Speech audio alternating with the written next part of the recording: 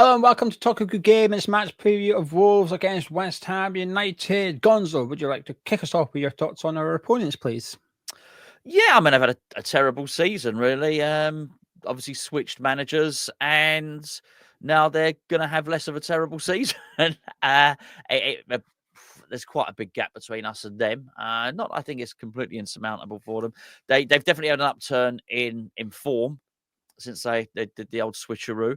No doubt about that at all. I think they're a tougher team to beat now. Certainly, obviously the loss of Cunha's not helps. It came at a point where you thought, oh, they may well be turning things around now. But yeah, I mean, it's sort of the battle for whatever 16th place in the Premier League or whatever the case may be here.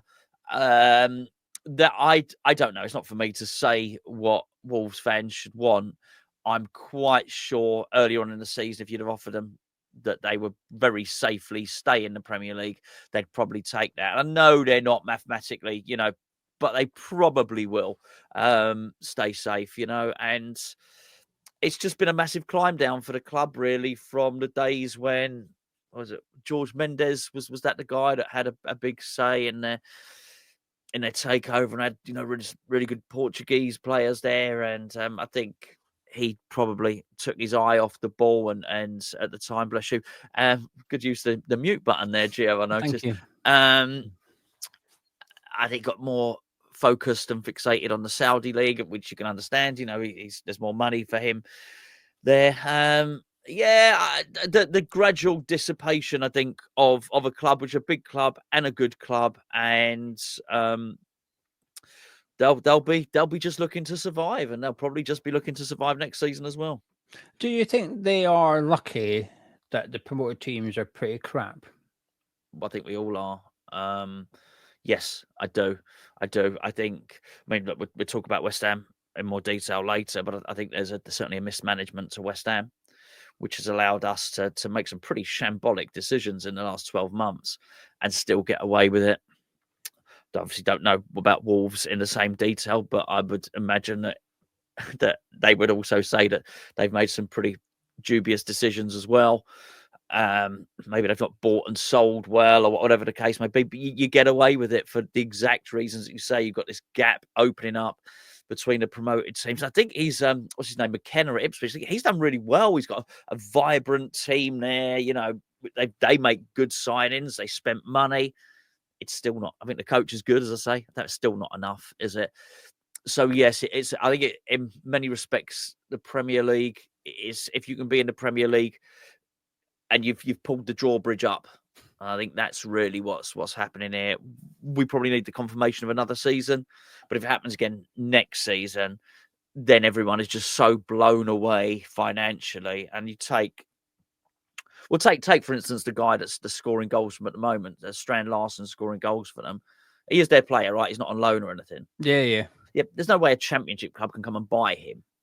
So he's not like the best striker in the league or anything like that. But a Championship club can't come and. He's just a guy that's scoring goals for the team that aren't quite bad enough to get relegated.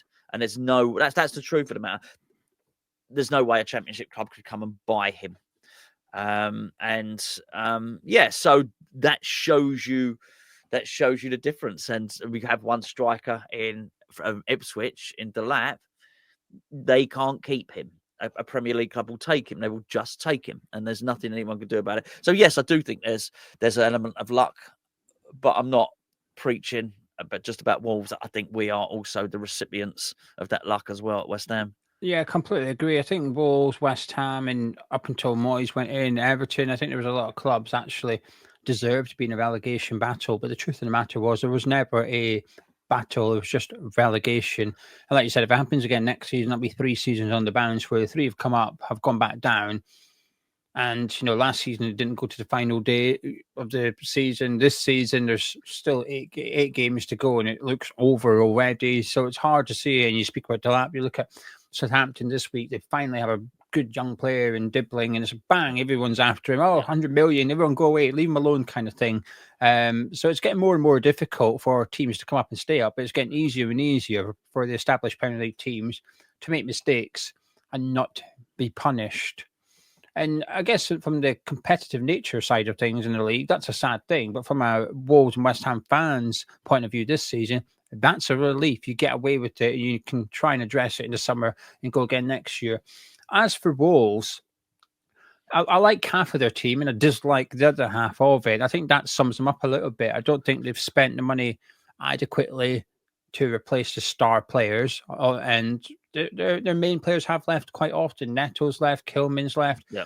Neves has left. They're quite often losing the main man, and I don't think they're necessarily spending the money well enough. They've made some good signings, but there's also been some that have gone in and been underwhelming, and I would add Larson into that. I think he's okay, but the issue is he goes through droughts and there's no one to come in and replace him when he's going through that tough spell. They've just got to keep playing him, even though he deserves to be dropped, because there's no one to come in.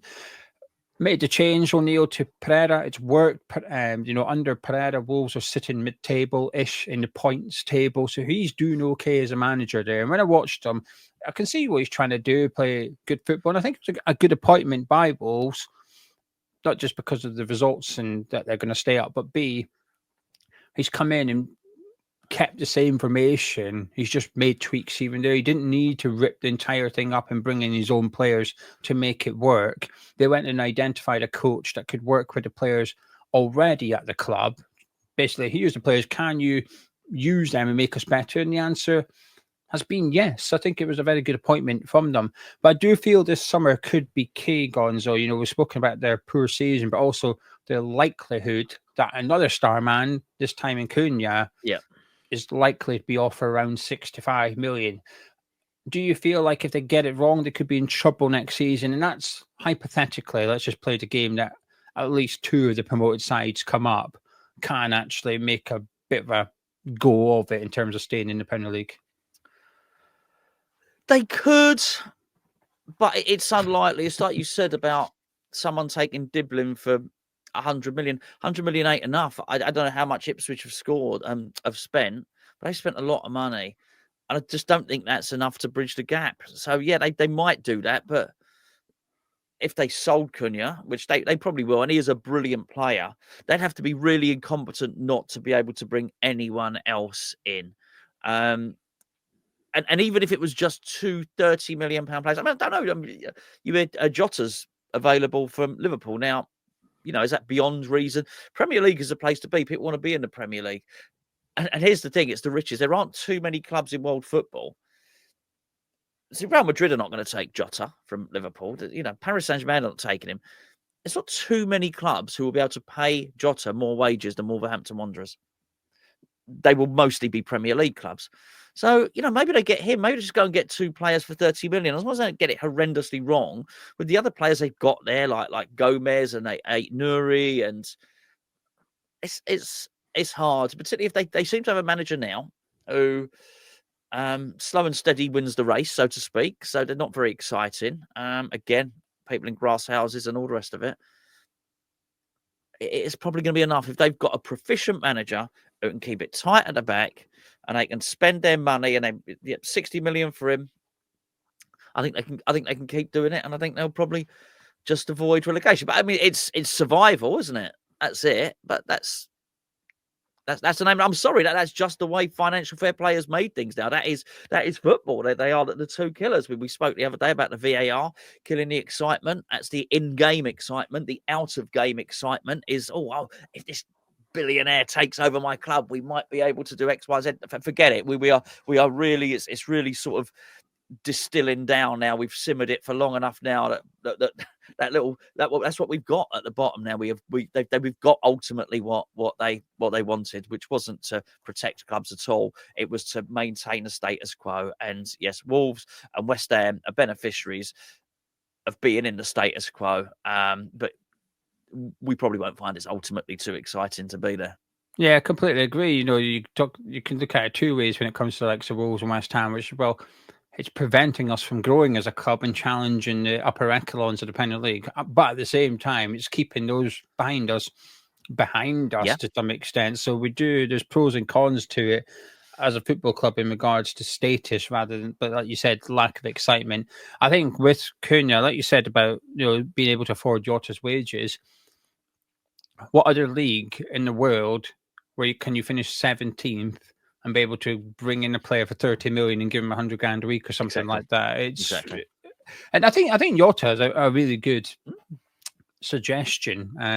He should go back to Wolves. I think it would suit him. I think it would suit Wolves. Cunha told this season, and it was interesting to hear the manager call him out. I can't remember what game it was, where he just walked about the pitch really, and he said, "Well, his attitude wasn't very good and stuff." It wasn't wrong, and some of the things he's done to accumulate these red cards has just been wild as well. You just look at a player that doesn't really want to be at Wolves, and an incredible talent. I watched Argentina, Brazil during the week. Up front, Cunha, and in midfield they had Andre, 2 players from Wolves playing for Brazil. Now I think it says more about the fall of Brazil rather than the rise of Wolves. But what an advert for the Premier League that is. They've got Murillo from Nottingham Forest playing centre back, Yolinton of Newcastle playing central midfield as well. It's like you've got usually, in years gone by, the Brazilian squad, the Premier League players played for the likes of Man United and Chelsea, but now they're playing for Nottingham Forest. And Wolves is brilliant for clubs like West Ham, gives you hope, but not so good for Brazil, perhaps. Gonzo, Persian Meyer, please. Well, I like when I've seen Strand Larsen, as you say, when he's on form. He's good. Andre, you've already mentioned. Yeah. One of the Gomez ones. I think sorry, it's a midfielder, isn't it? Yeah. That's about it. There's not a lot there. It's Doherty is the one that left and then came back, right? He is, yeah.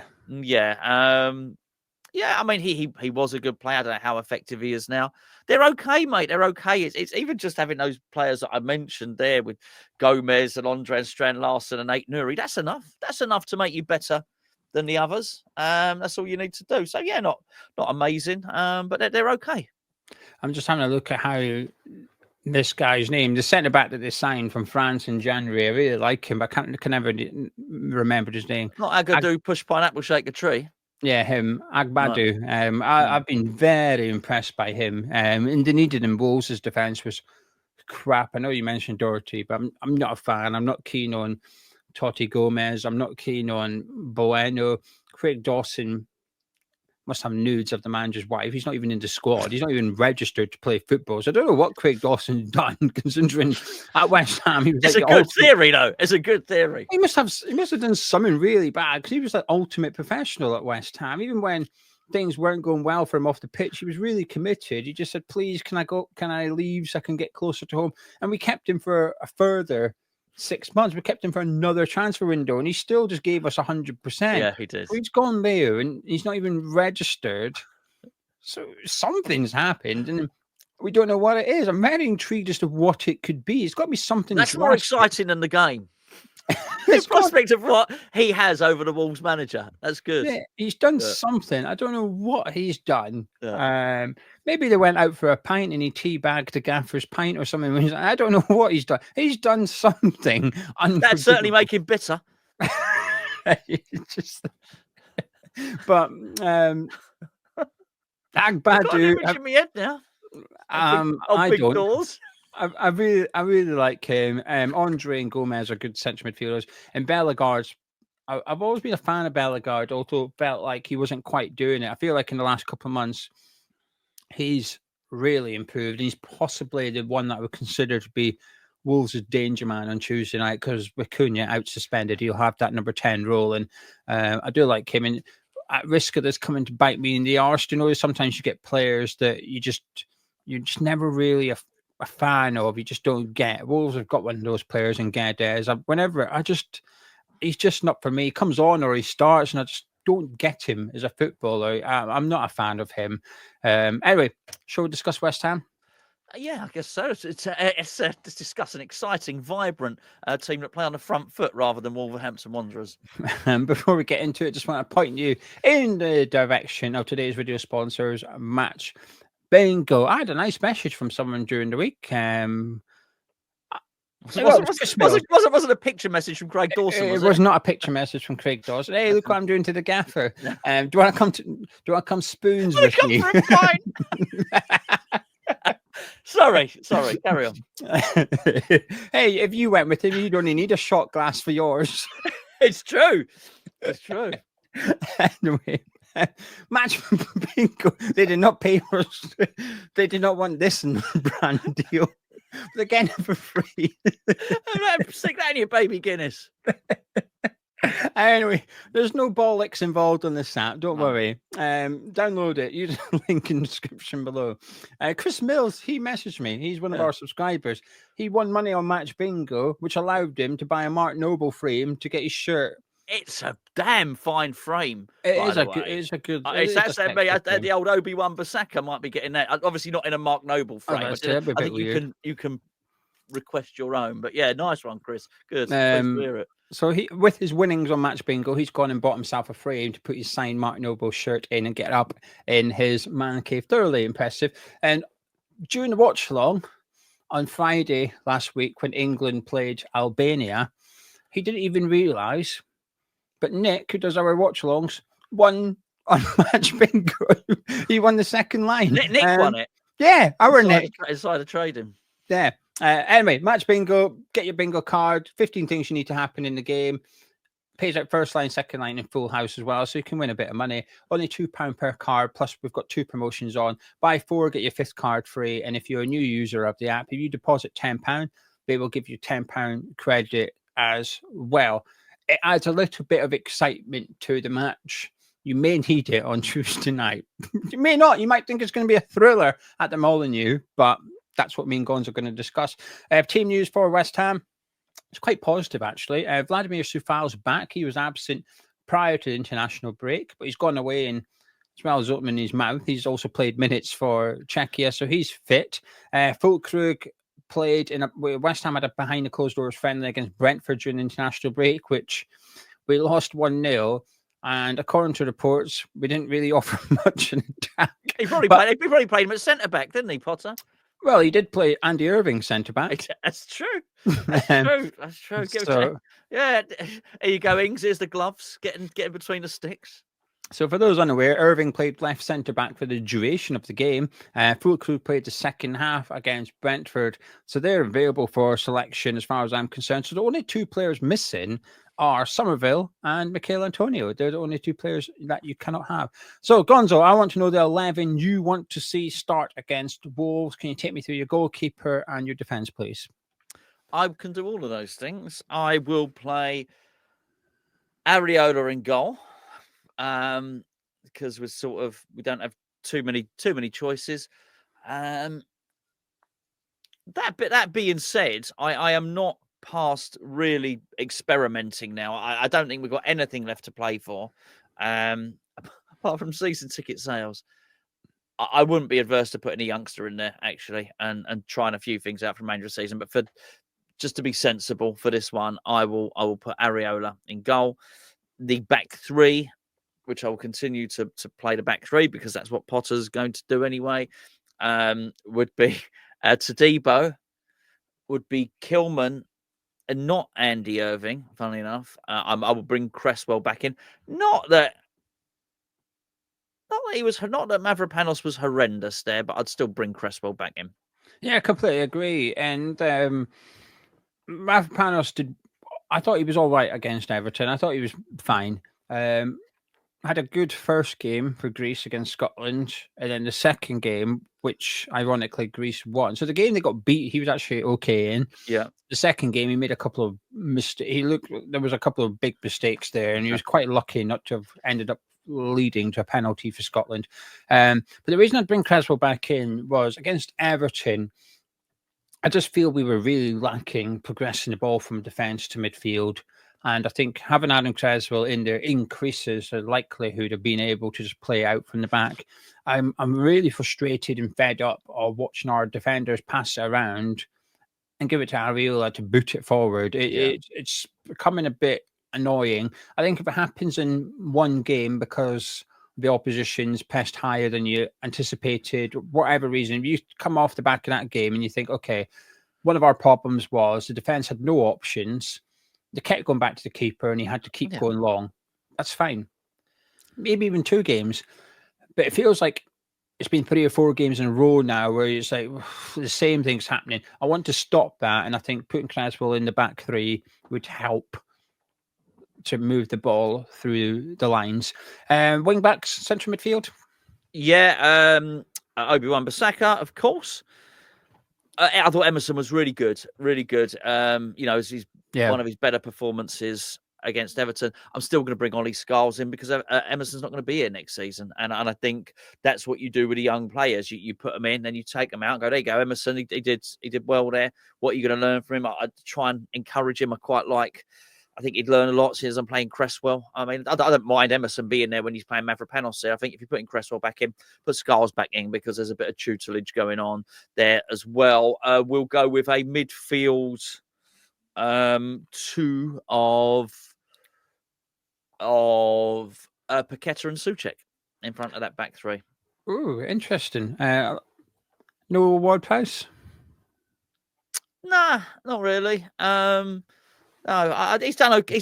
He's done really well at what he's been asked to do. That's fine. I mean, this is just my team. Potter will put him in. Yeah, now. I said that as soon as Potter came back, I said he will play WOLWHU every game between now and the end of the season.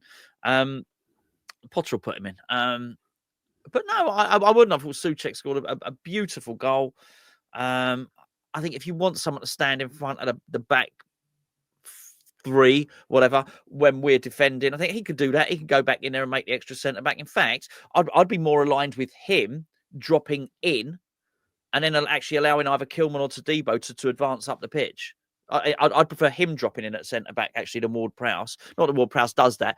And I think if what you want to do is that someone to receive possession off the central defenders on the, whatever, on the half turn or whatever you want to call it, I'll let Paqueta do it. Let Paqueta take it side on and then advance us up the pitch. Actually, let him do that. I think both things would work well enough. Plus, there are 3 central defenders, so I don't know. I don't think we need 2 holding players. They're not that he played. Not that Potter plays with 2 holding players, but he's been like he was used Alvarez in an advanced position. I just don't see any point. I'm going to put an advanced player in an advanced position in this team. Funnily enough, so that would be my. So that's a 3-4. Yes, yeah, absolutely. That's what it is. Since we've we mentioned experimenting. Yeah. During the international break, Edson Alvarez played centre back for Mexico. Yes, he did. Is that something you'd consider for this game? No, I don't think we need to. I'm assuming you're not playing him in an attacking midfield role, so therefore you're not picking Edson Alvarez. So you are wise. There's no doubt about that. You are definitely wise. Well, whilst you discuss your team, I'm just going to write mine down and make sure I've got it. My calculations right. Rio, go on, you carry on. Talk amongst yourselves for a bit. Well, Wan-Bissaka is an obvious one. I'd actually play Scholes for this one as well because after this match, we've got Bournemouth, and I think that might be a game that Scholes struggles in a little bit against a really quick, physical team. I think Emerson might be better suited. I think between now and the end of the season, we've got 8 games left. I wouldn't be surprised if Scholes and Emerson both get 4 starts each. So I think he's going to rotate those 2. So I'd go with Ollie Scholes for this one. I'm really struggling with central midfield, Gonzo. Because WOLWHU has played well, it's just a bit of a boring role. Souček, I thought was poor against Everton, but then he scored and he played well after he scored. Alvarez, just headless chickeny too much, really. And if he is going to play, he's got to play at the base of the midfield.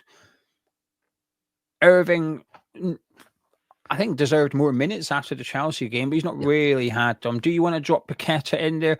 Possibly. We often speak about the matchups, and if Paqueta was to play in one of those number 10 roles, that would put him directly up against his fellow countryman and Andre, and you might see that battle there. Would I like him sort of deeper in midfield?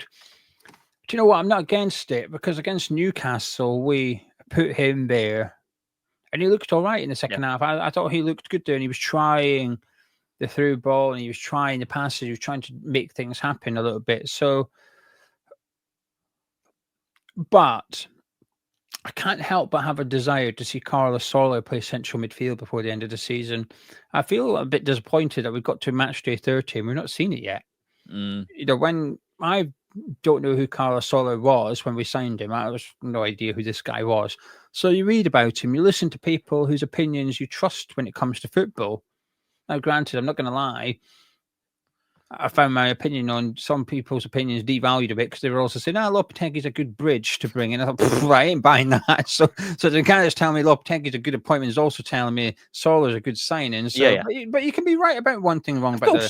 Of course. But my point is, people were saying, he's a good central midfielder and then number 10, right? So I feel like I'm still waiting to discover him. So I'm going to go Carlos Soler in midfield with Thomas Souček. I want to see him. I want to see him. Would I sign him? No, I wouldn't. But if he was to play central midfield between now and the end of the season and put in some really good performances, it would change my mind. I'm willing to change my mind on Carlos Soler. Obviously, he's got to accept a low wage compared to what he's currently being paid. But I think he's going to have to do that regardless of where he goes. He's not going to.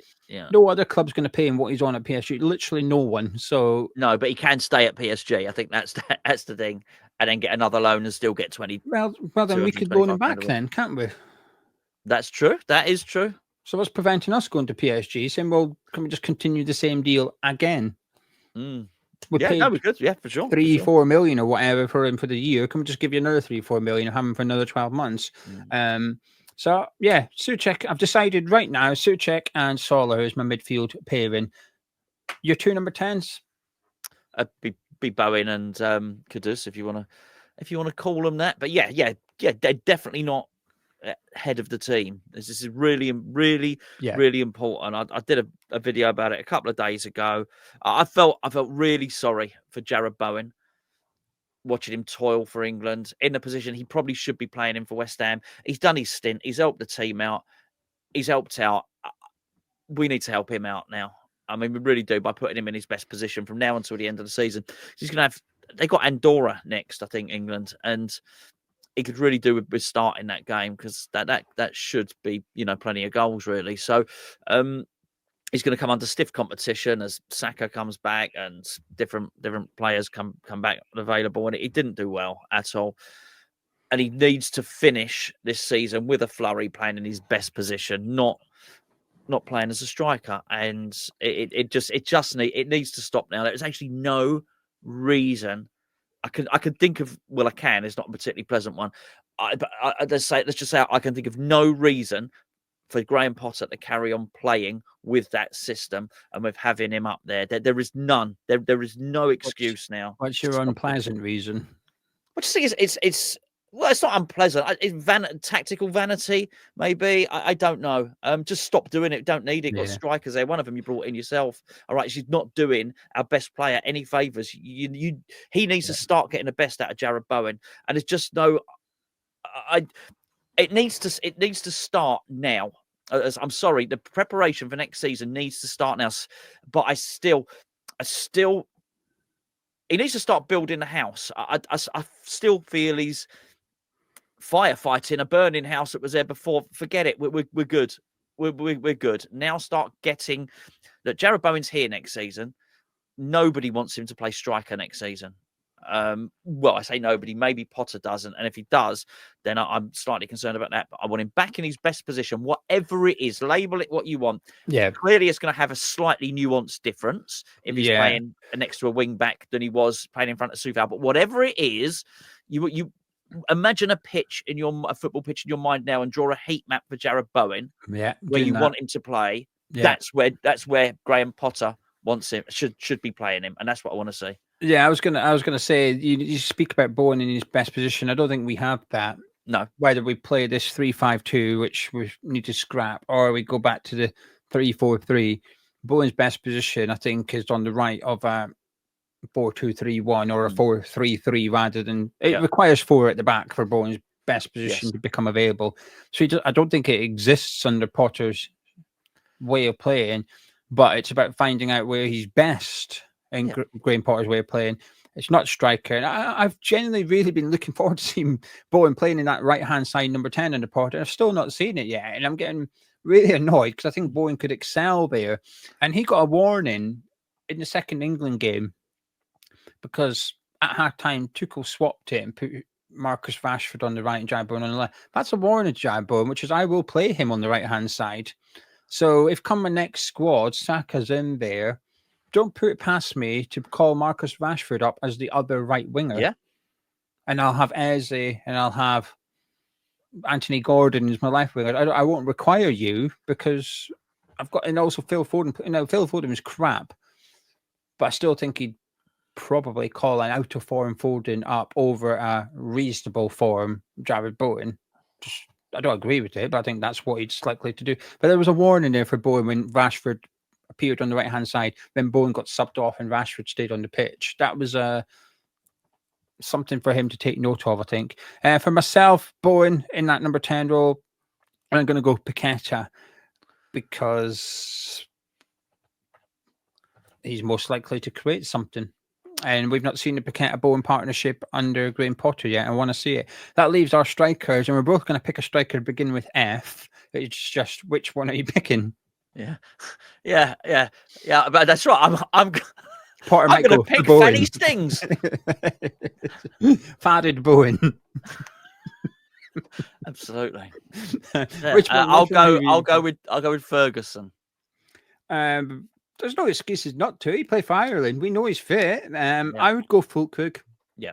I think he's the better striker out of the two, and he's our striker out of the two. So would I. If I thought he was fit, so would I, by the way. Well, he played 45 minutes in a friendly, so I think it's fair to assume he can play 45 minutes. Yeah, but at what pace? But I would. My point is, if I thought he was as sharp as Ferguson probably would be, then I would do it. I would agree with you. I just suspect he's not quite there yet. But yeah, But there's no excuse not to play a striker. Yeah, 100%. 90 minutes in this game, however you want to cut and slice it, whoever goes first and whoever's the substitute. That's what I want. That's what I want to say. I have realised that I have. What can I say? I don't have a massive amount of tolerance for Graham Potter. It has to be said. I'm not here thinking. I'm not thinking, we've got a catch here. We've really got ourselves a brilliant coach. I need to be shown it. I think I need to see it. I need to see the evidence in my mind. I found myself, we discussed about looking forward to this game and about missing West Ham. And when you were saying it, I thought to myself, actually, well, so have I, but actually I've been missing the idea of West Ham. My fantasy version of it. The real version is we don't play enough attackers. We don't have a striker. We pass it back to the goalkeeper and he hoofs it up the pitch. I don't miss that.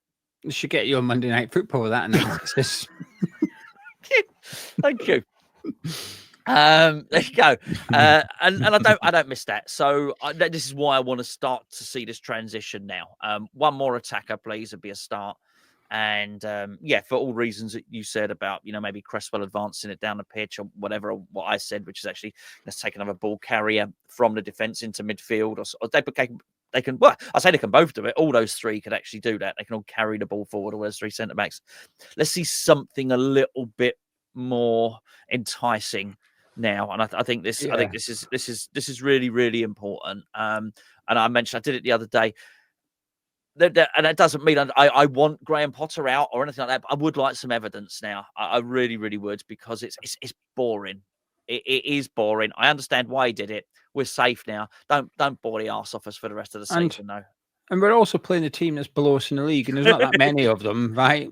Yeah. So if you're not going to go and sort of attack Wolves, a team that's 17, then who are you going? Well, the answer would be nobody, really. So you got to give us something to get our teeth into and to get us a bit excited going into next season. I think this game, not just this game, they all do, but when you look at the fixtures remaining, there are a couple of difficult ones on there. The next one that follows this, Bournemouth, is far harder than the one we're away to face against Wolves. So there are going to be games where he's going to have to be a bit cautious and be pragmatic, but we're going to come up against the Wolves side first, who are missing their star player in Cunha. There's been a lot of games this season where he's carried them, And that happens when you're a side in the Premier League. Quite often, I've seen Liverpool do it with Mo Salah at times where they're perhaps not great, but Salah gets them out of it. Well, they're missing the guy with the X factor. You've got to take advantage of that. You're coming up against a side that's perhaps low on confidence, who they beat Southampton, but they weren't that great against Southampton. So there's an opportunity to win there, but there's also an opportunity to perhaps just increase it slightly. Because, Sky flashed up that graphic about, 2.6 shots on target per game. And then we went and followed it up with, we did that statistic against Everton. You did, yes. So can we have 5 against Wolves, please? And I don't mean 30-yard shots or anything. Can we have good chances created against Wolves? Are you feeling fruity for this one, Gonzo? Not even remotely. And I'm glad you brought it up, because I think it was the Newcastle game where we had our average shot position was 10 meters further back than Newcastle's. So you make a really good point there about not getting it. No, I know I'm not at all. I'm not. No, I don't. The truth of the matter is I don't like it. I don't like the way we play football, and as I say, I can only say it so many times. I'm not making a judgment on next season. I'm making a judgment on now. I'm just hoping it gets better. And but I am wincing a little bit. I think this could be the worst game of football in the Premier League. It's not even at the weekend, is it? But you know what I mean. No, I'm not feeling fruity at all. I need some football Viagra for this one, I think. Yes, but no for me. But it's very fragile, and fruitiness. And it hinges on this game, in the sense that within 20 minutes, I'm probably going to feel annoyed or looking forward to the remaining 70 minutes kind of thing.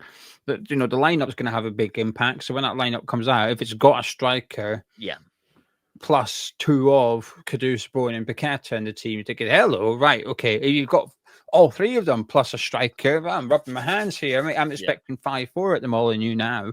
And this is going to sound crazy, and I know people are going to disagree. I don't care. It's my honest opinion. I would rather lose this game 4-3 than draw 0-0. Yeah. I honestly would. I want to see the attacking side of the game brought back. I want to have fun. And I think I'm looking forward to this game to some extent due to the absence of West Ham, the fact that it's been over 2 weeks since we last played, etc. That is why I'm looking forward to it. But I am praying we get a performance that says, wait until you see what I can do next season when I get my own players, and we're going to play like this with new players. I want to go, I'm liking this. Yes, please, Potter. Can we have a bit of that? I don't have the belief that that's going to happen. I don't have the confidence that's going to happen. But I don't know. I'm just hoping, because either one or two things are true. One, we will start to be more entertaining, or 2, Graham Potter's lied, because he keeps speaking about how the entertainment's going to come. We need to put the foundations in place, and we're going to build on it. Edson Alvarez used the word layers. We're going to put the layers on, and we're going to get more and more entertaining. Great. Okay. Well, have we got our pants on yet? Have we got the first layer on? And if so, can we maybe get a t-shirt now? Can we get a little bit love more? to play commando football. The trouble is we've got too many pairs of pants on, and we've got a nappy. This is the trouble. And someone's holding the reins. They are. No, who's Lorraine? Right then, that's the teams we want to see. We're not feeling very fruity. Can I get any final words in your score prediction, please? And while you're talking, I'm going to write down. I don't even need to write it down. Everyone bloody knows what I'm going to predict. This is the most predictable prediction so far this season, I think. I got a new pad. Look, it's thick. This one's nice and thick now. Beautiful. We're all right. Do you know what I'm going to do, actually, Gio? Because I'm just going to have a little look at Wolves now, right? So if I look at the Premier League, you should have done that before the preview. No. I know. To be fair, I have, and I've looked at their recent form and all the rest of it.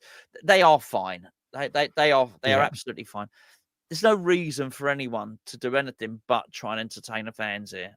All right, there's nothing. You go to Wolves, they've got magnificent. They've got all these fireworks and these flames and stuff. When it's freezing up there, it's the only thing that keeps you warm. Fire up the pyrotechnics again, please. It's a nice ground. It's actually quite far from the pitch, funny enough, but it's a nice ground. It's a good club. They need to entertain their fans as well. They've had a really crappy season. We could really do with entertaining ours, and I'd really like to see a just a bit more expansive game. Play a striker. I don't think there's any way Potter can. I think you'd be thoroughly depressed if Potter didn't play a striker in this one, and you were Evan Ferguson. I think you'd think, "Oh man, what has gone on here? What have I done? I've wasted." I think it makes it difficult for the board to back him in the summer as well. I say, well, listen, mate, you got one guy in January, and you're not even using him, so yeah, it's but we need to score more goals, and I think that's it. And we would certainly like to see that. So yeah. What we're gonna say? We're gonna say fingers crossed we get something exciting. Like you, the win does it overly matter? I'd like to see someone. I'd like to see Bowen back on the score sheet. Ferguson scoring a goal. Fulkrug coming off the bench and scoring a goal. That'd be absolutely brilliant. My score prediction's 0-0. Yeah, there you go. Looks like boobies. That's entertaining. That's actually, to be fair. Oh, you're not going to put the nipples on, are you? The areola. You could put the areolas on there. No. It's Dawson's ball sack. Of course it is. Let me turn. Dawson's ball sack. There you go. His testicles are in fine order for dipping in Pereira's pint. I'm going to say 1-0 West Ham. I think the big difference between the two sides going into this one is I look at that Wolves attack, and I appreciate this might bite me in the bum, but I imagine it'll be Larson up front. I know he scored 2 against Southampton, but he's not been all that. Guedes, Bellegarde. I like Bellegarde, but it doesn't feel like a Premier League attack that they've got there. They're missing their star man. We are not. We've got our star man in Jared Bowen. We've got Kudus. We've got Paqueta. We've got Ferguson. We've got Fulkrug. I just think we've maybe got a bit more about us. I think this game will be boring. I think this game will be two managers not wanting to lose. Because as much as we sit here as fans and say, Wolves are fine, nothing to worry about. The reality is they're 9 points ahead of the relegation zone, but they play Ipswich after this game. So they would get beat by us and then get beat by Ipswich. Suddenly that gap could be 3 points. Yes. With 5 games to go. So it's easy as fans to say they're not in a relegation battle. But Pereira has to assume they're still in one and treat it like that. Saying that, if they can avoid defeating the 3 relegated teams, lose this round of games, then that's 10 points. They should be fine, but they've got to just be cautious. But I think we'll win 1-0. But I think the entertainment factor is going to be quite low on this one, unfortunately, which is a shame. But that's why I think it'll be a bit of a cagey affair. Anyway, you guys at home, let us know the starting 11 you want to see. Get it in the comments below. Would you like to see Ferguson or Fulkrug, or perhaps you don't want either of them and you're happy to continue with Jared Bowen striker? Let us know. Don't be shy. If you've enjoyed this preview, please do drop a like on it by clicking the thumbs up button. Subscribe to Chat myself and Gonzo. Catch you in a bit.